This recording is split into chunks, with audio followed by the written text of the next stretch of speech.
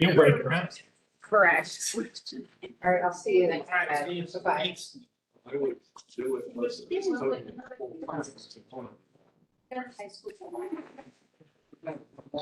I didn't interrupt Al, I made it best. Yeah.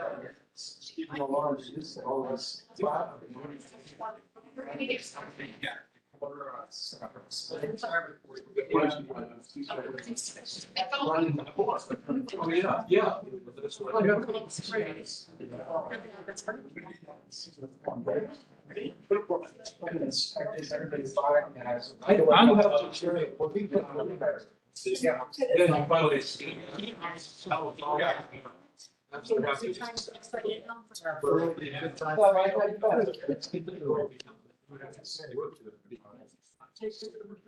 Not much, it's a lot.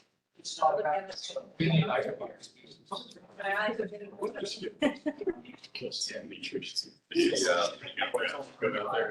there.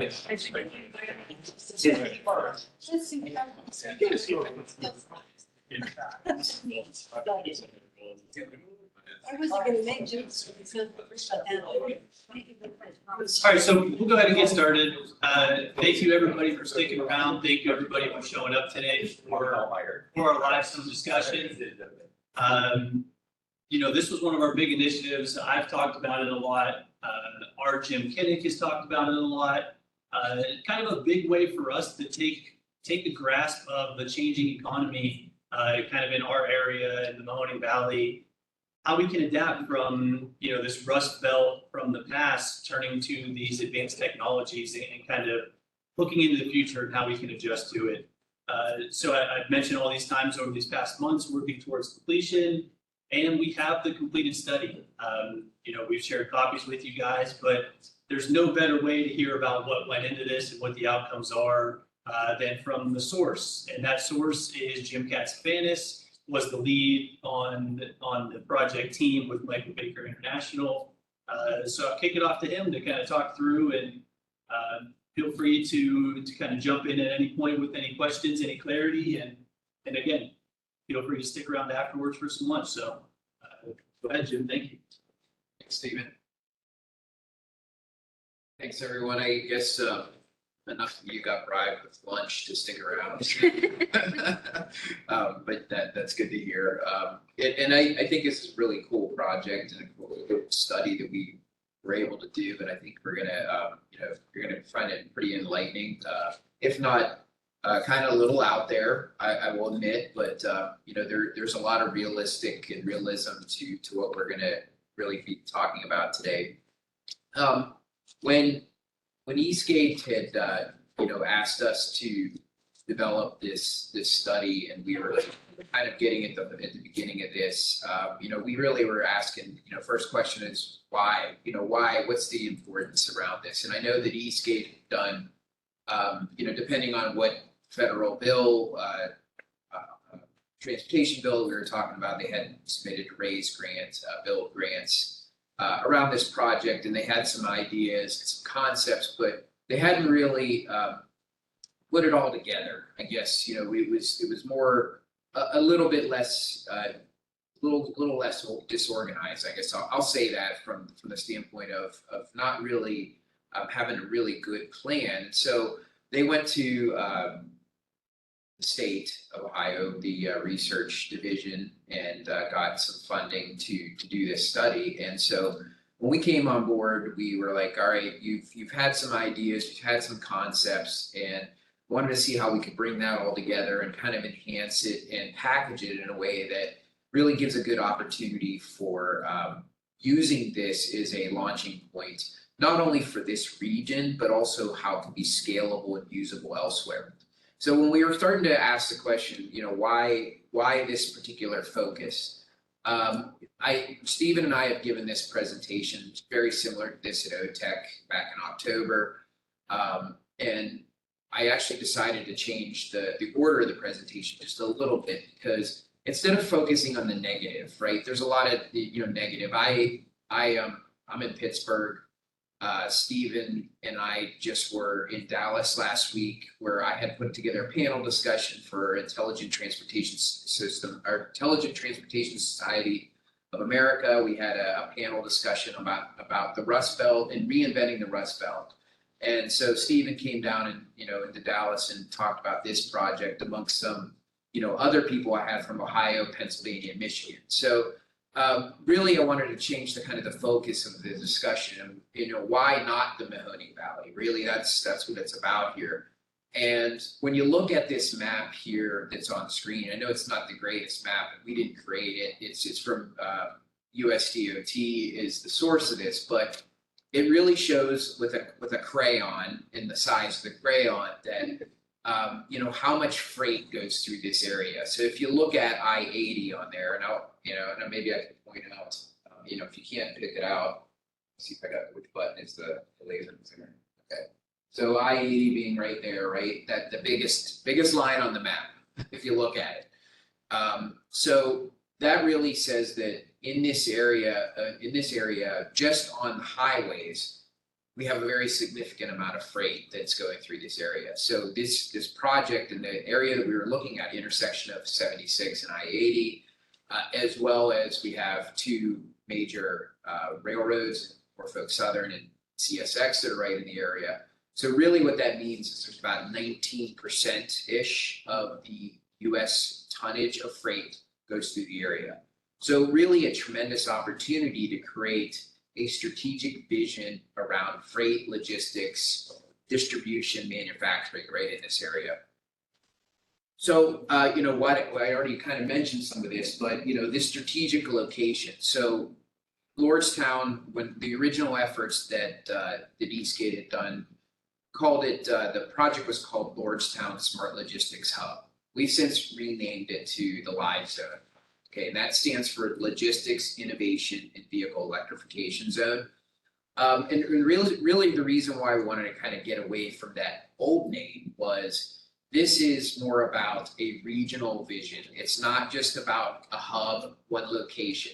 Yes, it's centered around Lordstown and Jackson Township, but it's really looking at it, what's the impacts 6 miles out, 10 miles out? How's it going to impact the cities around the ring? And we kind of called this when we were doing the project, the hole in the donut. So we have the center of the donut, and we have all the communities and the cities that are around it, and how important it's going to be to tie those cities into this. So, this area in particular, in the blue box, the blue elongated box there, that is very strong in a lot of manufacturing. It's rural as well. I mean, the folks that, everybody in the room probably has known or knows the area.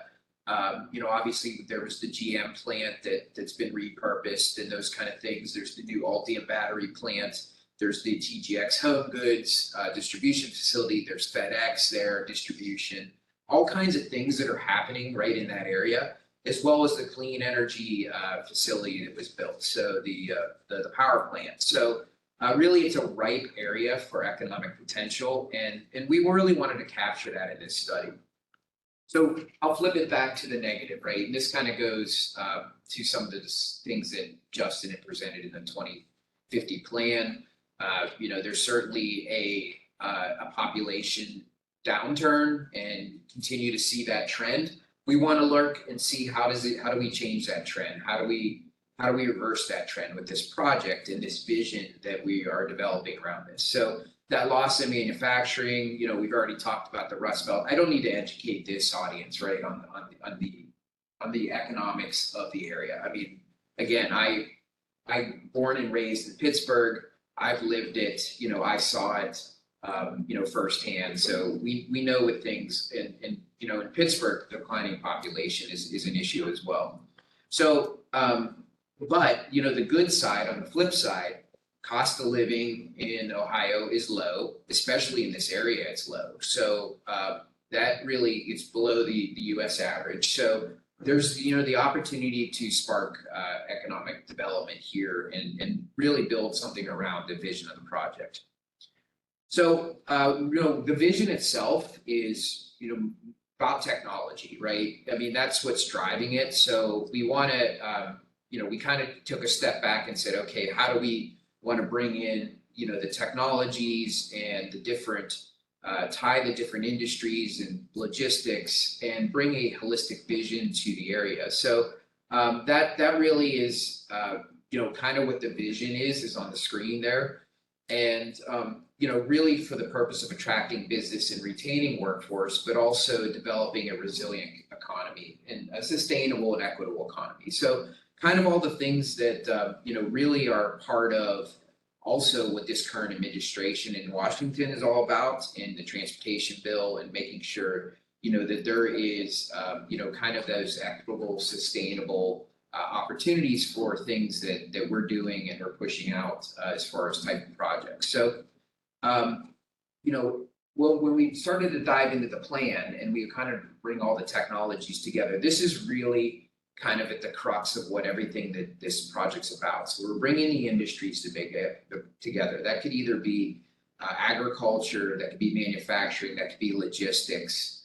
We're bringing together, of course, freight and logistics. But there's a transit component. There's connectivity, broadband, things we've just been hearing about a little bit. There's the automation piece, which Stephen had mentioned that in the previous meeting here that there will be Matt Chang talking about a lot about automation here at the annual meeting. And I should probably mention, my consulting team and, thank them for, all their efforts on it. And I had Murphy Epson out of Columbus on the team. We had Razor Marketing out of Cincinnati, and then Chang Industrial, who Stephen mentioned, which is actually out of Jacksonville, Florida. Somebody that I've been working with for several years and is really a nice expert in some of these areas. And then, of course, an electrification piece. So we wanted to kind of bring an element of, new emphasis on resiliency, microgrids, as well as electric vehicle charging. So I'm going to take the map that I showed you in the donut. I'm turning it on its side. So north is to, in the case of your screen, it's going to be the right. It's going to be left on mine. So we have Lordstown on the right, Jackson Township on the left, two different counties, right? We span two different counties. That may or may not be important, but the focus area around here, if we kind of start to look in that focus area, this is all the manufacturing, logistics, and clean energy properties or businesses or happenings that are going on in the area. So you can see that this is, while it's a large area, you don't really until you go out and drive around, you just don't get a scale and understanding that this is a big area. It's big area, but it's also a concentrated area of kind of what is happening in these areas with manufacturing and logistics. So we wanted to kind of, grasp that and get an understanding of what the lay of the land is as we started to develop, the vision around this project. And of course, we have the intersection of 76, I-80, and then, I'll show you in a minute where the railroads are. But in fact, it's this slide. So, looking at those two class 1 railroads, of course, CSX has a very large, connection through here as well as Norfolk Southern. And there's also yards that are associated with this. And so they both have, some type of terminals or opportunities for terminals in these areas as well. In addition to the freight that we would have over the road, we also have the freight on the rail lines as well. So as we started to kind of, vision out and figure out what the project was all about and what the needs were around the project, we started to kind of look at, some of the stuff that had been done and envisioned by Eastgate and others in their applications for the previous grant opportunities. And, to point out that, Eastgate has had success getting build and raise grants. And so, there's really a lot of opportunity here to package this and get a good vision plan around this to help lead to, other opportunities to get further raise grants, but raise or build grants, whatever we want to call them. I guess in the current bill, the IIJA, they're called raises. They continued that name. So, anyway, so around the project, we envisioned that there was gonna be smart yards. And so these smart yards, what these really are is a automated yard. So what we envision here with these yards is that freight comes in, whether it's coming off the highway or coming from rail. And these really serves as like kind of a middle mile freight transfer. And these these actually facilities actually would serve to automate freight logistics. So that could be unloading freight off of trucks, that could be loading freight onto trucks, all automated. It could be loading freight onto automated trucks, and I'll get to that in a minute. And all the operations here in this yard would be, for the most part, automated and using advanced automation. No human drivers, using all kind of, we'll call robotics, right? That's what it's really at the crux of the automation. So these yards would be able to handle unloading, tagging, tracking of the freight. Where is it going? Where is it going from? Where the intent of it to go? Kind of all that is visioned around what would happen at these yards. So this is just a rendering totally of what a yard is. On the left-hand side of the screen, that is actually just an example of what an autonomous or automated freight mover is. And so those do exist, and that's a real picture of one. There's a couple manufacturers that do this. There's one in the United States, which I'm not showing here. This is one that's overseas, and the reason why that we showed this one, because this doesn't have a cab on it. There's nowhere for a driver to sit. The one in the United States is an example of, there is a cab there. So we wanted to kind of just show, hey, look, this is running it by itself. It's not human interaction, not a human driver, anything like that, as an example. We also have on the plan, we're basically having long combination breakdown yards. So if anybody's familiar with what that is, the Ohio Turnpike, and there are some very select roadways, are the only roadways that you can have triple trailers on. So at I'll give an example, at Route 7 exit, there is a big paved lot right there. That is actually a triple trailer breakdown yard. So when you drive by there, I'm not saying on the turnpike, I'm sorry, Route 7, exit on the turnpike, last exit before you get to Pennsylvania. There's a triple trailer breakdown yard because you can't take triple trailers to Pennsylvania. Or, if they need to go somewhere else, they drop trailers there. What we would envision here is there an opportunity to also do that, since this is going to be a logistics hub, bringing triple trailers, dropping trailers to be able to make them street legal for different needs. Also bringing alternative fuels. So what do we see as the future for alternative fuels for trucks, right? There's potentially heavy duty vehicles aren't quite as rapid of adoption of EV as we are with our passenger vehicles. Heavy duty vehicles are going to require some very different requirements in terms of capacity of the batteries and things that, the capacity of the charging infrastructure. So the alternative fuels could be hydrogen, could be other things, could be hydrogen fuel cell driven electric vehicle charging for trucks. But we want to also consider, the future and the opportunity of what does that electrification future or alternative fuels future look like. So this would also consider that as well. And so going back to, where the strategic locations these are just pins on the map. They're not exact locations of where these would be. We've had a lot of discussions with real estate folks and people that are in the know of properties and land use in this area. And, we didn't want to tie down specific locations because that's all up to debate on where the best spot is. But certainly we would have a smart yard somewhere off the Ohio Turnpike in conjunction to the Lordstown exit.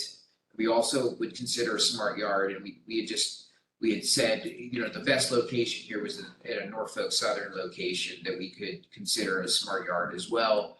And then, possibly at the other half, this is a half interchange. If everybody's familiar with Lordstown, it's a half interchange, where part of the interchange is on one side of essentially Lordstown Motors, the other side is on the other side of it. So the other part of it would potentially be where we have that long combination breakdown yard.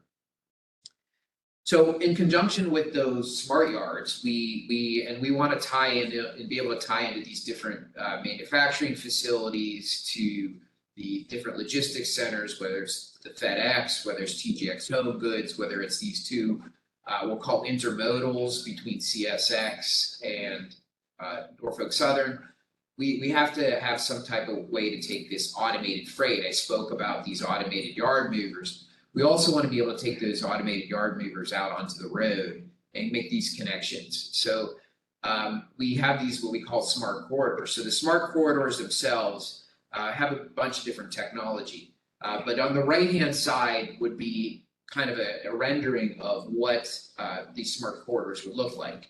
And initially, because of technology maturity, we likely would repurpose lanes for now into dedicated automated vehicle lanes. And the reason being is that these roads are somewhat overbuilt right now. I mean, they were built for an entirely different purpose at one point in time, different traffic patterns, and 3 shifts at the GM plant, for example, that don't exist anymore. So we have the opportunity to kind of repurpose these lanes. Once that technology gets a little bit mature and the economy and the economic development in and around the live zone starts to take off, we could easily convert those lanes back to regular lanes, regular travel lanes that work in mixed traffic. But in the interim, or in the time being, or at least initially, the thought is that these would be dedicated lanes. So these freight movers would be able to use their own lanes. They would interact with the traffic signals to get freight signal priority and things like that. There's technologies such as inductive road charging to help keep these charged. That's something that's being piloted in Michigan as we speak. They're looking at they're building some inductive road piloting charging. University of Utah has been really at the front and center of a lot of these things too. Inductive road charging. It's not a super mature technology yet. It's still being piloted and tested. But the vision here is that we would have something like that. Fiber communications would be along these smart corridors. So that broadband component of being able to kind of tie in this ecosystem that I'm going to be talking a little bit more about with the project. So those smart corridors would, initially in a phase 1 would kind of focus on getting some of these distribution centers and different intermodals connected, staying primarily on the primary routes. But eventually, as we kind of scale the project and move the project along, the smart corridors will be expanded. And that's kind of like showing the dotted lines, maybe where the expansion of the smart corridors is. But on this slide, so the next piece, I want to kind of mention is the power and electrification piece. So we would consider, this consideration around this is having some type of infrastructure and standalone infrastructure for electrification. So that includes a solar farm that would be able to support a lot of the automation and help power a lot of the charging infrastructure that's needed for the project. And when you look at kind of some different models here, what we're proposing and kind of the concept that's being proposed is there's some new technology that's out there that's called vanadium redox flow battery. And that's really kind of making a very large positive and negative type of battery storage facility that's modular, that can be scaled up as you increase your productivity and your needs for electric, as well as you increase your solar farm. So, initially the plan is, okay, yes, you're going to rely on the grid some. You're going to, scale this up as money becomes available. You can scale it up and build it to the point where you're eventually going to be totally off the grid. And I'll give it an example of, not a direct example, but this is feasible. There's one airport in the whole country that is totally off the grid. It's Pittsburgh International Airport. They do not pay. They totally have their own electric source, And so you can do it. It takes some time and planning and effort, but to build something that's very sustainable and totally off the grid, have your own sustainable power source, is doable. So also with this effort of power, we also want to provide electric vehicle charging and capabilities to all the companies and the businesses that are getting, that are going to be using the Live Zone. So that's another component of providing that charging infrastructure to support EV and electrification of both their employees, their visitors, as well as any of their vehicles or that they use as far as their fleet operations. So to really drive home this whole system, this is really the critical component here is what we call the distribution mission and priority system, or priority and mission control system. So this system here is kind of, think of it as a Uber on steroids. Okay, so businesses, as they get integrated into the Live Zone and start to use the Live Zone, what they'll be able to do is basically use the system to help prioritize emissions, meaning that I have freight that I have coming in on CSX and I need to bring it to my facility. And this system would be how you would prioritize emissions. It would basically assign, okay, this freight mover that's here, it's dropping off a load. I'm going to next go pick up this freight at XYZ and take it somewhere else. The system's working in the background. It's able to determine all those kind of needs in terms of number of vehicles we need, where's the vehicles at, and then how you track where's your stuff, just in time delivery. So you can always be able to track this load is right here, it's on its way, it's expected to be here in 12 minutes. Those kind of things that we've been able to track with this distribution priority system. And so this system runs in the cloud. It's going to be something that's going to be overarching the whole entire system. The really cool thing about this is that we could also integrate it into existing distribution systems. So it could look at, let's just say that we want to look at some distribution system that's offline that has information and things coming from Youngstown Regional Airport, Youngstown Warren Regional Airport. We could say, okay, this freight is not in our system, in our distribution system, but we're able to couple to that and then understand, that is not an automated piece, but it still comes in through the mission control system to understand where it is and how it fits into the entire distribution ecosystem. So in terms of the technologies, again, it's this cloud-based, it's an interface to external distribution systems as well.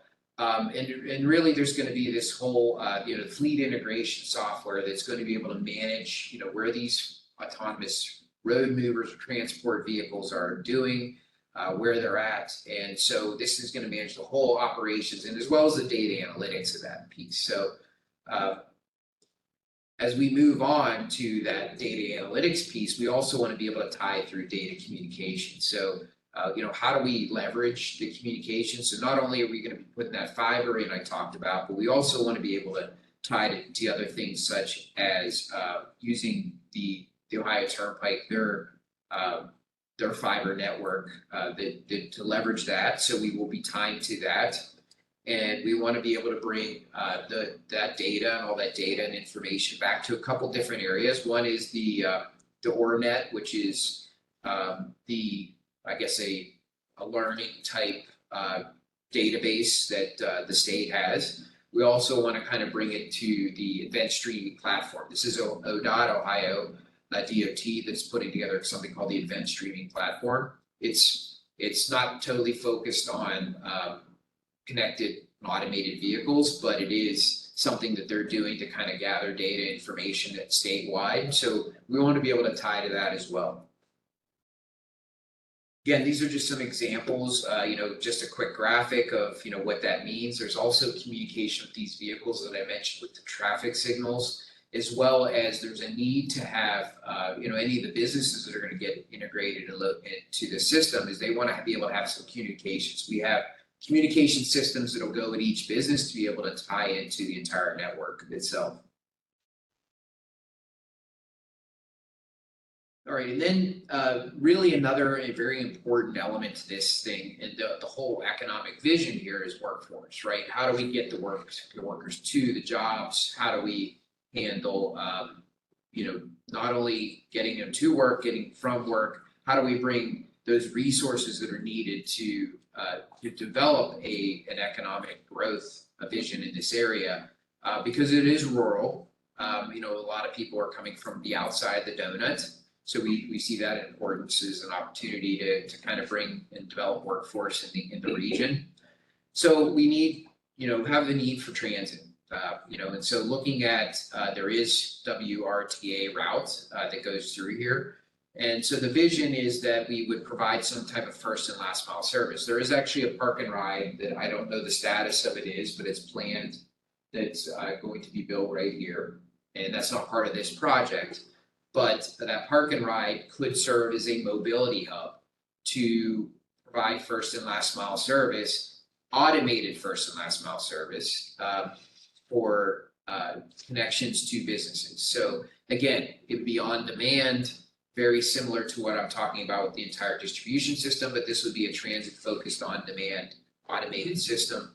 I know on the Smart 2 network here, the thought was, that automated piece that was part of that project, would be like a shuttle, these low speed shuttles.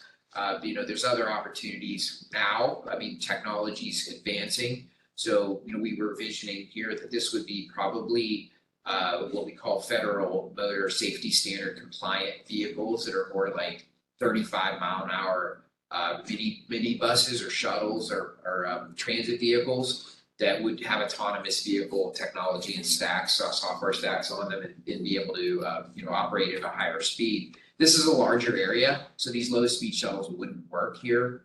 Too much ground to cover at a low speed, and it wouldn't be a desirable user experience, if you will, for using anything that's lower speed. So that's the vision here. Also, maybe down the road, there's opportunities to look at automated bus. So maybe this route becomes automated bus. You can look at platooning of buses in an automated fashion. So bringing that route for WRTA to actually the hub, potentially that being automated in the future. So there's just some examples. Those are both automated, but yes. They are both automated. It doesn't look like it, but that's kind of what I'm speaking about, the small transit vehicle. That is an automated small transit vehicle, as well as that bus is an automated bus. So just two examples of some other use cases from around the country.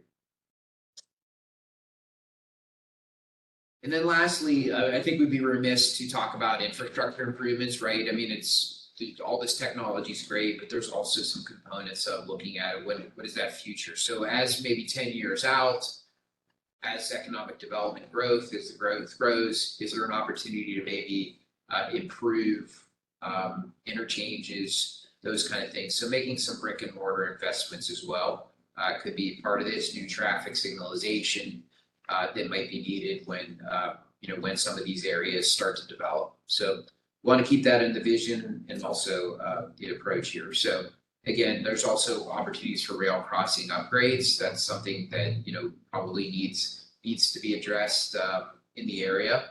And modernizing, I already mentioned the turnpike interchanges. They're going to all electronic tolling soon. So those are going to be those toll booths are going to be removed. And that, or I don't know if they're planning on removing them. I know in Pennsylvania went to the all electronic tolling, they never removed the booths, but because that's a pretty substantial cost. They might be keeping them. I don't want to speak out of turn, but anyway, certainly there's an opportunity to modernize the interchanges as well in the future. So as we look at the big donut here again, and what these extensions might look like. So think about is, phase one is in the blue box. And then we have these future extensions. We go to Youngstown Warren Regional Airport. We could go to the BDM site that's just outside of Warren, is a large economic development location. But these extensions would really be able to connect through automation in the future. That would be part of phase one, but that'd be part of the future extensions and bridging the gap with the automation there in the future, so to those other areas.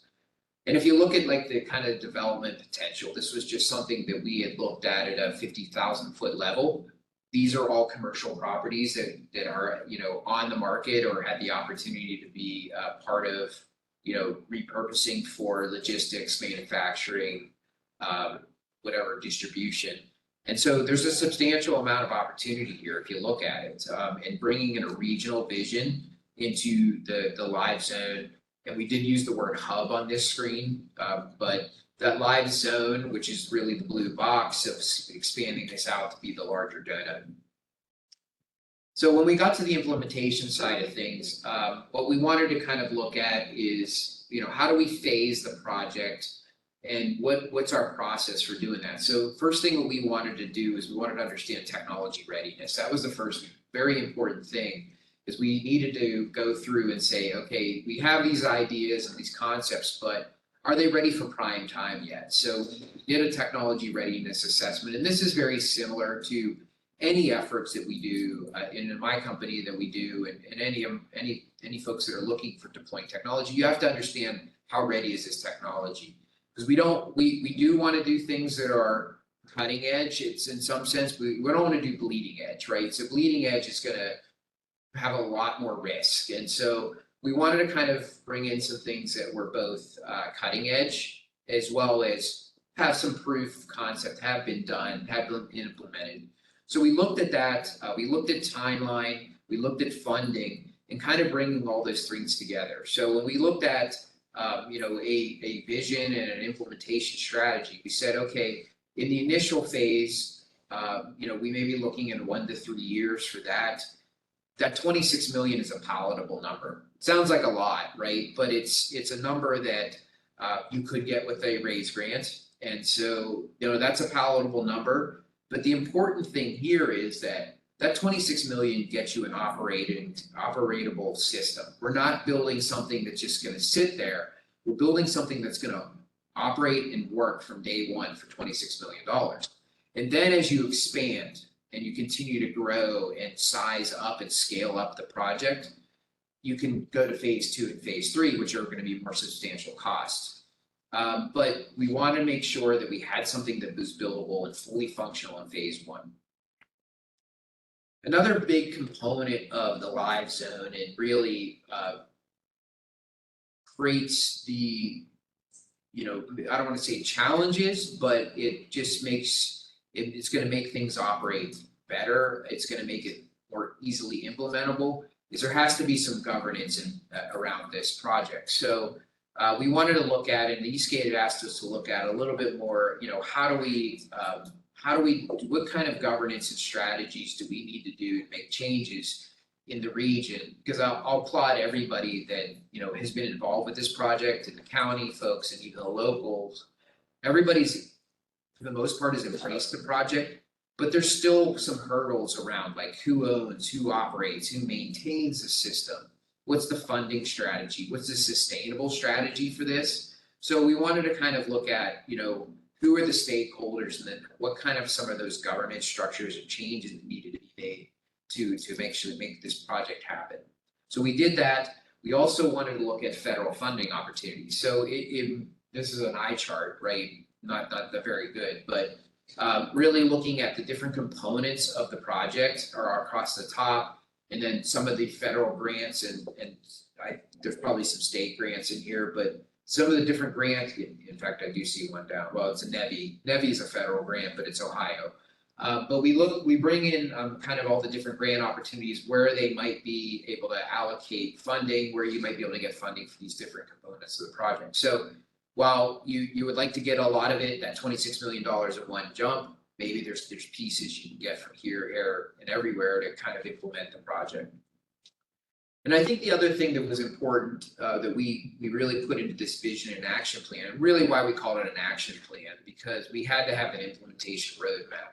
We had to decide, okay, what are the steps? So we put some effort into you know, figuring out all the steps that need to be done at a high level for you to get from point A to point B. So from the project initiation standpoint, I already talked about the governance structure, right? There's some work to do. There's some work to do to get that governance structure in place. Amongst talking with the locals and kind of getting an idea of, what are we doing and how are we going to synergize this whole idea and moving forward from a governance structure. And then there's a marketing piece. So, me just being here or Stephen and I going to present in Dallas, that's a marketing piece that I think as we kind of get everybody excited about this project, and I'm really excited about it. In fact, I see this project and this concept being applicable a lot of different places, ports, airports. There is a lot of opportunity. You think about, we're a client of the Port of Long Beach. Port of Long Beach, I don't know, might be the largest port in the country. I'm not sure about that, but they're doing automation there. But there's a lot of things you can do and talk about around this project that you could translate to maybe not Port of Long Beach, but you could take it to some other places. So even the ports in Ohio, right? I mean, they're not large, but there is ports in Ohio. So we wanted to kind of bring around, this marketing concept of this project. And then what's the procurement of the project look like? How do you do it? So there's a component of something we need to do that's called system engineering. You need to develop and design the system around the system engineering process. And then you can start to do the integration, the build out of the first phase.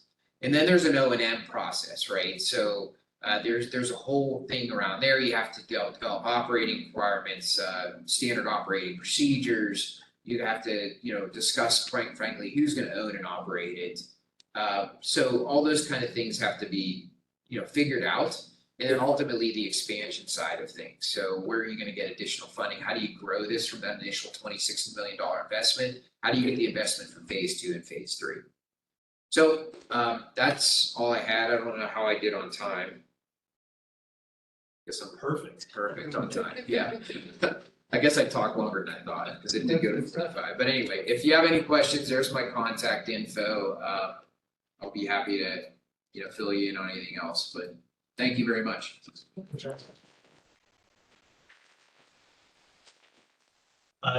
Certainly special thanks, Jim, and to your team. Fantastic portrayal of this information to the audience. We couldn't be happier speaking for Eastgate, couldn't be happier with the study. A lot into it, a lot of great outcomes. If anybody takes anything away from this today, those last handful of slides of how do you work this big, crazy idea? How do you get to implementation? How do you expand it out? How do you make it work? That 4-step process of really starting from the center and being able to expand out, seeing some realized outcomes, seeing some realized projects, getting buy-in from the communities, working together, having one single voice. That's really the biggest takeaway from us, and I think the biggest thing that everybody can get. So again, thank you, Jim. Subs are here, snacks are here, over in our other conference room. Grab some drinks out of the small fridge, and thank you again to everybody attending. And again, thank you, Jim, for presenting the study.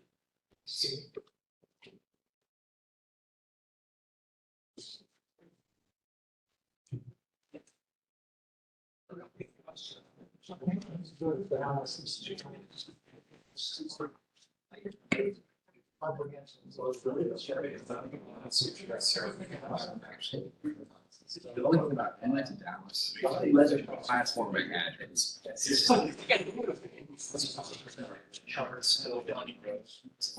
I already this session. Oh, that'll be great. I'm free. Worried about getting mine fast. Yeah. The next 5 9. Otherwise, if we were in Newton. We didn't get it. Just you stay on. Don't need it.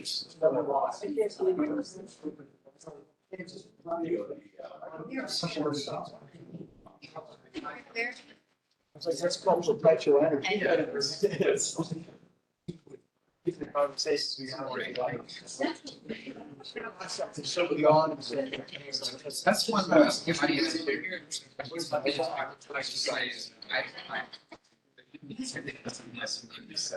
I know of. They've never. It's fun. It's so wow. He actually, Yes. Hey.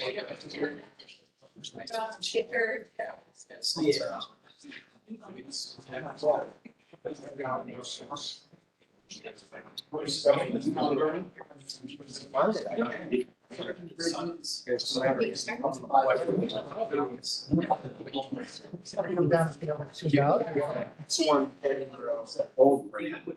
Reference to going on.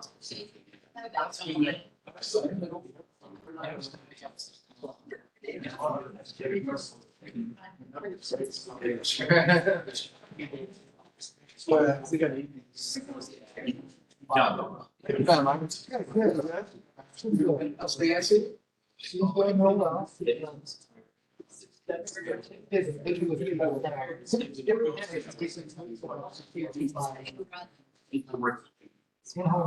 Yeah. 6 weeks and doing pretty good. Still on PT though?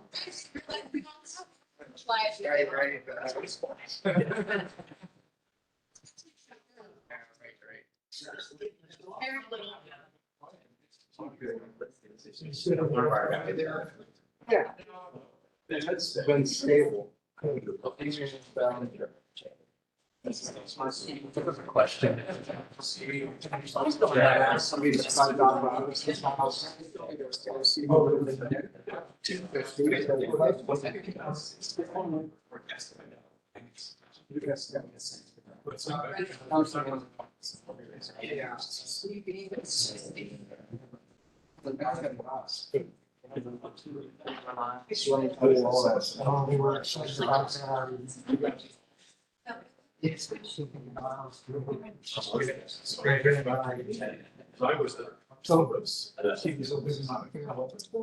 Okay. Yeah.